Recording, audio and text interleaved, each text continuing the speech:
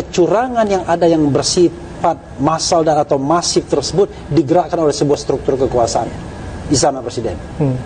Kalau saya yakin dan buktinya banyak, kasat mata buktinya yang namanya pork barrel politik itu, politik gentong babi gitu. Ya? Okay. Dia pakai bansos, dia pakai mobilisasi, dia pakai intimidasi. Dan itu bisa dikaitkannya nanti dengan elektoral. Iya, dia penggunaan aparat dan lain sebagainya.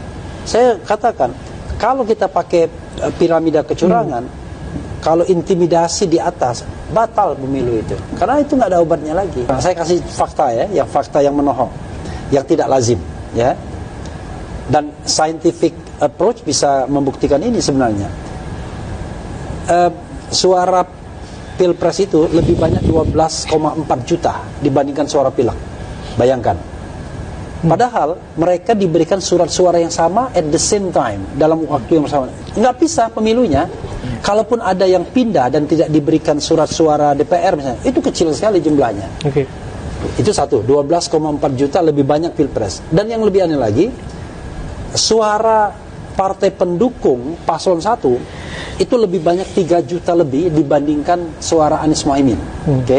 Di Ganjar, suara paslon pendukung yang which is cuma 2 dan satunya tidak lolos parliamentary threshold, yaitu P3, lebih banyak 7 juta lebih dibandingkan suaranya Ganjar Mahfud.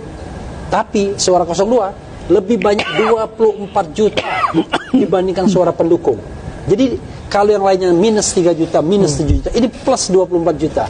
Nah, dari sisi angka seperti ini saja udah nggak masuk akal.